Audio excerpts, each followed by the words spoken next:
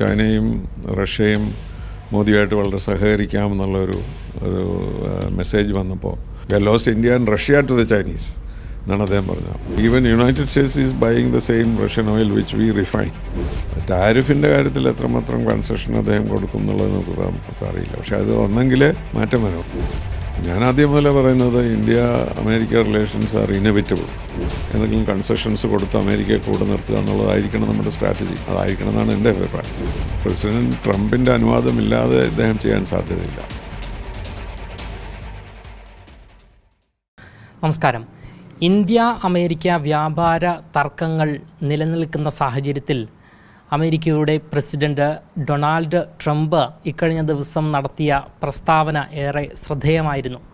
തൻ്റെ സുഹൃത്തായ മോദിയുമായി ചർച്ച നടത്തും, അതായത് ഈ ഒരു വ്യാപാര തർക്കവുമായി ബന്ധപ്പെട്ട് അത് പരിഹരിക്കുന്നതിനായുള്ള ചർച്ച നടത്തുമെന്നുള്ള പ്രസ്താവന നടത്തിയിരിക്കുന്നു. ഈ ഒരു പ്രസ്താവനയെ ഏറെ പ്രതീക്ഷയോടുകൂടിയാണ് നമ്മുടെ രാജ്യം നോക്കിക്കാണുന്നത്. സത്യത്തിൽ ഈ ഒരു വ്യാപാര തർക്കത്തിന് എപ്പോഴാണ് പരിഹാരം കാണുക എന്നുള്ള ചോദ്യവും നിലനിൽക്കുന്നു. ഈ ഒരു വിഷയവുമായി ബന്ധപ്പെട്ടിപ്പോൾ മറുനാടനോട് പ്രതികരിക്കുകയാണ് ഇന്ത്യയുടെ മുൻ അംബാസിഡറായ Shri TP Srinivasan sir. Trump വീണ്ടും ഇന്ത്യയുമായുള്ള ബന്ധം പൊടിതട്ടിയെടുക്കുകയാണോ? എൻ്റെ സുഹൃത്തുമായി ചർച്ച നടത്താൻ തയ്യാറാവുകയാണ് എന്ന് ട്രംപ് ഇപ്പോൾ വെളിപ്പെടുത്തിയിരിക്കുന്നു. എങ്ങനെയാണ് ഈ ഒരു നയത്തെ നോക്കിക്കാണുന്നത്? ഈ കഴിഞ്ഞ 2 ആഴ്ച വളരെ ഗുരുതരമായ പല പ്രശ്നങ്ങളും ഉയർന്നു വന്നു. എല്ലാം ബാഡ് ന്യൂസാണ്. ഇപ്പോൾ സർപ്രൈസിംഗ്ലി ആകെയുള്ളൊരു ഗുഡ് ന്യൂസ്, ട്രംപ് അദ്ദേഹം ഇന്ത്യയോടുള്ള ഒരു പോളിസിയിൽ വ്യത്യാസം വരുത്തിയിരിക്കുന്നുള്ളതാണ്. അത് റിയലാണോ അല്ലയോ നമുക്കറിയില്ല. കാരണം നേപ്പാളിൽ പ്രൈം മിനിസ്റ്റർ പോയി, Japan prime minister to resign, പിന്നെ ഖത്തറിൽ അറ്റാക്ക് ഉണ്ടായി. എല്ലാം ബാഡ് ന്യൂസാണ്. പക്ഷേ ഈ good news, is it real good news എന്നുള്ളതാണ് നമുക്ക് നോക്കേണ്ടത്. എന്തുകൊണ്ടാണ് അദ്ദേഹത്തിൻ്റെ മനസ്സ് മാറിയെന്നുള്ളത് ഒരു തിയറി, പ്രധാനമന്ത്രി മോദിയുടെ ചൈന സന്ദർശനം വളരെ പ്രധാനപ്പെട്ടതായിരുന്നു. അപ്പം അവിടെ രണ്ടുപേരും, ചൈനയും റഷ്യയും മോദിയായിട്ട് വളരെ സഹകരിക്കാമെന്നുള്ളൊരു മെസ്സേജ് വന്നപ്പോൾ അപ്പോഴായിരിക്കാം ഇത് മാറ്റണം, അവർക്ക് വിട്ടുകൊടുത്തുകൂടാ. We have lost India to the Chinese എന്നാണ് പറഞ്ഞത്. We have lost India and Russia to the Chinese എന്നാണ് അദ്ദേഹം പറഞ്ഞത്. അപ്പോൾ അതായിരിക്കാം ഒരു റീസണബിൾ ആർഗ്യുമെൻറ്റ്. അപ്പോൾ ഇത് നമ്മൾ ഈ പ്രശ്നം തുടങ്ങിയത് നമ്മുടെ ട്രേഡ് എഗ്രിമെൻറ്റ് കൺക്ലൂഡ് ചെയ്യാൻ പറ്റാത്തതുകൊണ്ടാണല്ലോ. ട്രേഡ് എഗ്രിമെൻറ്റിനകത്ത് 1-2 കാര്യങ്ങൾ നമ്മൾ ഒട്ടും അക്സെപ്റ്റബിൾ അല്ല എന്ന് പറഞ്ഞിരിക്കുന്നത്. ഒന്ന്, ഈ ക്വസ്റ്റ്യൻ അബൌട്ട് അഗ്രികൾച്ചറൽ ഗുഡ്സ്, അത് മോദി വീണ്ടും പറയുന്നുണ്ട്, ഒരിക്കലും നമ്മൾ സമ്മതിക്കില്ല എന്ന്. അപ്പോൾ അതിലാണത് ബ്രേക്കപ്പ് ചെയ്തത്. പിന്നെ രണ്ടാമത്തേത് റഷ്യൻ ഓയിലിൻ്റെ പ്രശ്നം. അത് നമ്മൾ പറഞ്ഞിട്ടുണ്ട്, തീർച്ചയായിട്ടും നമ്മൾ റഷ്യൻ ഓയിൽ കണ്ടിന്യൂ ഇത് ഇമ്പോർട്ട് ചെയ്യും. അപ്പോൾ ഈ 2 കാര്യങ്ങളിൽ എന്തെങ്കിലും കൺസെഷൻ കിട്ടുമെന്നുള്ള പ്രതീക്ഷയിലാണ് ട്രംപ് ഒരുപക്ഷെ ഇനി ചർച്ചകൾ നടത്താമെന്ന് പറഞ്ഞിരിക്കുന്നത്. അപ്പോൾ അതനുസരിച്ച് നമ്മുടെ ടീം ഓൾറെഡി അവർ വാഷിങ്ടണിലേക്ക് പോകാൻ തയ്യാറായി കഴിഞ്ഞിരിക്കുന്നു. പക്ഷേ അവിടെ എന്തെങ്കിലും കൺസെഷൻ നമ്മൾ ചെയ്യാൻ പറ്റുമോ എന്നുള്ളതാണ് പ്രശ്നം. ഒന്ന്, ഈ കാര്യത്തിൽ അഗ്രികൾച്ചറൽ ഗുഡ്സിൻ്റെ കാര്യത്തിൽ അത് പ്രധാനമന്ത്രി മോദി തീർത്ത് പറഞ്ഞിട്ടുണ്ട്, അതിൽ യാതൊരു കൺസെഷനും കൊടുക്കാൻ പറ്റില്ല. പക്ഷേ ഓയിലിൻ്റെ കാര്യത്തിൽ പല പോസിബിലിറ്റീസും ഉണ്ട്. അവർ മറ്റു ഓയിൽ പർച്ചേസ് ചെയ്യുന്നവരെ ഒന്നും ക്രിട്ടിസൈസ് ചെയ്യുന്നില്ല. വൈ ഓൺലി ഇന്ത്യ വളരെ ചെറിയ ക്വാണ്ടിറ്റീസാണ്. അതുപോലെ നമ്മളുടെ പ്രൊഡ്യൂസ് ഉപയോഗിക്കുന്ന യൂറോപ്യൻ യൂണിയനും even United States is buying the same Russian oil which we refine. അപ്പോൾ ഇതൊക്കെ ടോട്ടൽ കോൺട്രഡിക്ഷൻസ് അല്ല. അപ്പോൾ അതിലെന്തെങ്കിലും ചെയ്യാൻ പറ്റുമെങ്കിൽ ഒരുപക്ഷെ ഒരു അയവുണ്ടായേക്കാം.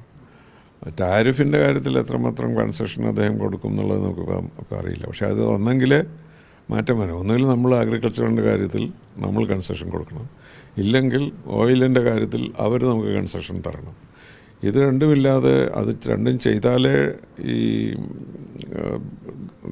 ടാരിഫ് മാറ്റം ഉണ്ടാക്കുകയുള്ളൂ എന്നായിരിക്കും അദ്ദേഹത്തിൻ്റെ ആദ്യത്തെ ബിഡ്.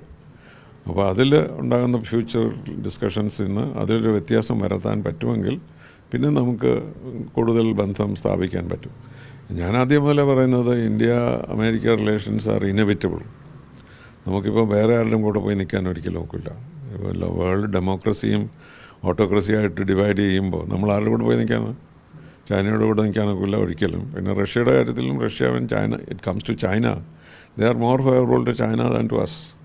കാരണം ഇവർ ലഡാക്കിൽ ഓക്യുപ്പൈ ചെയ്തതിന് ശേഷമാണ് റഷ്യ ചൈന കരാറുണ്ടായത്.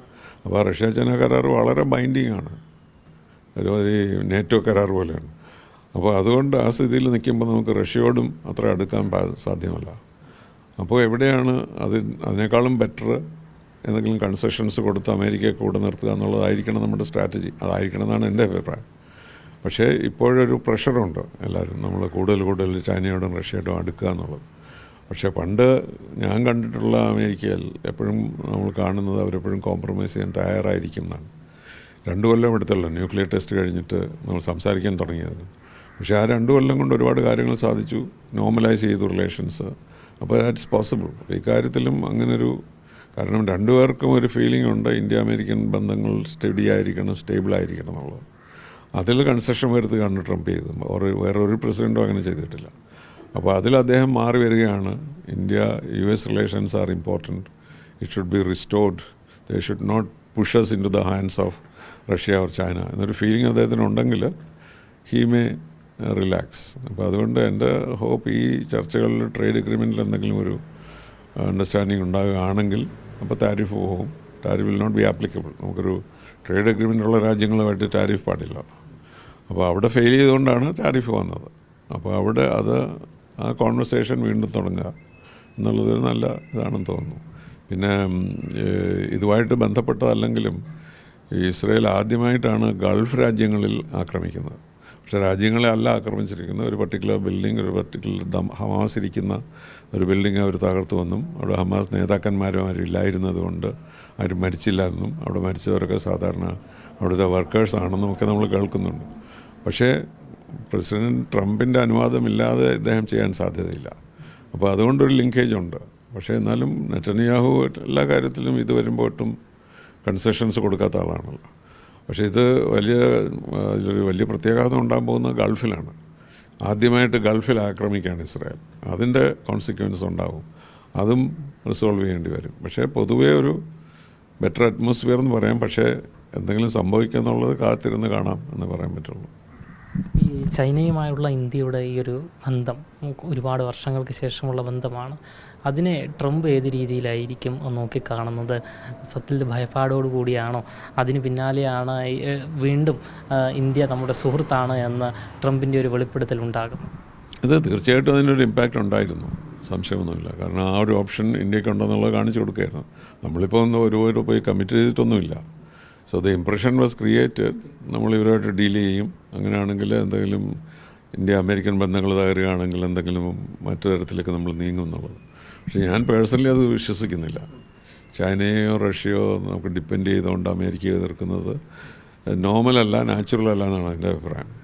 അപ്പോൾ അതുകൊണ്ട് പെട്ടെന്ന് ഇതിൻ്റെ കാര്യങ്ങൾ നേരെയാവുന്നതാണ് ആദ്യം മുതലേ ഞാൻ പറഞ്ഞിരുന്നത്. അപ്പോൾ അതുകൊണ്ട് അതിനകത്തൊരു കമ്പൾഷൻ ഉണ്ട്, India US have to be friendly എന്നുള്ളത്. പക്ഷേ ഞാൻ കാണുന്നത് അവിടുത്തെ ഇന്ത്യ ലോബിയൊന്നും ഇപ്പോൾ അധികം ആക്റ്റീവല്ല. ഈ ഇന്ത്യ അമേരിക്കൻ ബന്ധങ്ങൾ എന്തെങ്കിലും വ്യത്യാസം വരുമ്പോഴൊക്കെ ഇന്ത്യൻ കമ്മ്യൂണിറ്റി ഭയങ്കരമായിട്ട് അജിറ്റേറ്റ് ചെയ്യും. പിന്നെ US സ്റ്റേറ്റിൽ സെനറ്റിലും കോൺഗ്രസ്സിലും ഇന്ത്യ ലോബിയുണ്ട്. അവരൊക്കെ പ്രസിഡൻ്റ് അടുത്ത് പ്രഷർ ചെലുത്തും. പക്ഷേ ഇവിടെ ആരും ഒന്നും ചെയ്യുന്നില്ല. അവരൊരുപാട് ഭയന്നിരിക്കുകയാണെന്ന് തോന്നുന്നു. നമ്മളതിൽ ഏർപ്പെട്ടാൽ നിനക്കും കൂടെ ഇരിക്കട്ടെ ഒരു ടാരിഫ് എന്ന് പറഞ്ഞ് ഇന്ത്യക്കാരോട് നിങ്ങളെല്ലാം വെളിയിലാക്കുമെന്നൊക്കെ പറയുമെന്നുള്ള ഭയം ഉണ്ടെന്ന് തോന്നുന്നു. പക്ഷേ അത് കാണാത്തത് അതിശയമാണ്. കാരണം സാധാരണ എപ്പോഴെങ്കിലും ഈ നോർമൽസിയിൽ മാറുമ്പോൾ ഇന്ത്യക്കാരും അതുപോലെ ഇന്ത്യയോട് ബന്ധമുള്ളവരും ഒക്കെ റെപ്രസെൻ്റ് ചെയ്യും പ്രസിഡൻ്റിൻ്റെ അടുത്ത്. അത് പലപ്പോഴും നടന്നിട്ടുണ്ട്, ഞാൻ കണ്ടിട്ടുണ്ട്. അപ്പോൾ നമ്മൾ ഇന്ത്യൻ കമ്മ്യൂണിറ്റിയെ നമ്മൾ ഉപയോഗിക്കാറുണ്ടായിരുന്നു ആ മെസ്സേജ് കൊടുക്കാൻ. പക്ഷേ അത് ഞാനിപ്പോൾ കാണുന്നില്ല. അപ്പോൾ അത് ഈ ട്രംപിൻ്റെ അടുത്ത് പോയി ചോദിക്കാനോ പറയാനോ ഉള്ള ധൈര്യമില്ലാത്തതുകൊണ്ടാണോ, അല്ലെങ്കിൽ ഈ കാര്യം വളരെ സെൻസിറ്റീവാണ്, നമ്മളുടെ തന്നെ ഇമിഗ്രേഷൻ വല്ലതും ചേഞ്ച് ചെയ്യുമോ എന്നുള്ള ഭയം കൊണ്ടുമാകാം. പക്ഷേ അതൊരു അതിശയമാണ് അവർ ഇൻവോൾവ് ചെയ്യാത്തത്. പക്ഷേ ആ ഒരു ഇപ്പോൾ ഒരു സംസാരം തുടങ്ങിക്കഴിഞ്ഞാൽ അവരും പക്ഷേ റിലാക്സ് ചെയ്ത് കുറേ കൂടെ സംസാരിക്കുമെന്ന് വിചാരിക്കാം. ഈ ചർച്ചയ്ക്ക് പിന്നാലെ ഈ ട്രംപ് എടുത്ത നിലപാടുകളിൽ കൂടുതൽ ആയവുണ്ടാകും, അത്തരത്തിലൊരു സാധ്യത നിലനിൽക്കുന്നുണ്ട്. അതാണല്ലോ എപ്പോഴുള്ള ത്രെറ്റ്. പുള്ളി കോൺവെർസേഷൻ തുടങ്ങുമ്പോൾ തന്നെ പറയുന്നതായിരിക്കും, ഞാൻ ഇതിലൊന്നും കൺസെഷൻ തരാൻ പോകുന്നില്ല. നമ്മൾ അതിനൊരു എഗ്രിമെൻ്റ് ഉണ്ടായിക്കഴിഞ്ഞാൽ I can look at it. പക്ഷേ അതവിടെ 50% അവിടെ തന്നെ ഇരിക്കും എന്നുള്ള തരത്തിലായിരിക്കും ചർച്ച ചെയ്യുന്നത്. അത് നമുക്കൊന്നും പറയാൻ പറ്റില്ല. കാരണം നമ്മുടെ എഗ്രിമെൻ്റ് കൺക്ലൂഡ് ചെയ്തിട്ടില്ലല്ലോ. നമ്മുടെ എഗ്രിമെൻ്റ് കൺക്ലൂഡ് ചെയ്യുമ്പോൾ നാച്ചുറലായിട്ടും ടാരിഫ് ക്വസ്റ്റ്യൻ ഡസൻ്റ് അറൈസ്. അതിൽ നമുക്ക് ഓരോ ഗുഡ്സിനും എന്തായിരിക്കും ടാരിഫ് എന്ന് തീരുമാനിക്കുമല്ലോ ട്രേഡ് എഗ്രിമെൻ്റ് ആകുമ്പോൾ. അപ്പോൾ ട്രേഡ് എഗ്രിമെൻറ്റിന് പ്രോഗ്രസ് ഉണ്ടാകുകയാണ് ഇനി അടുത്ത ഏറ്റവും വലിയ ക്രൂഷ്യൽ മൊമെൻറ്റ്. അത് എത്ര പെട്ടെന്ന് സംഭവിക്കും എന്ന് നമുക്കറിയില്ല.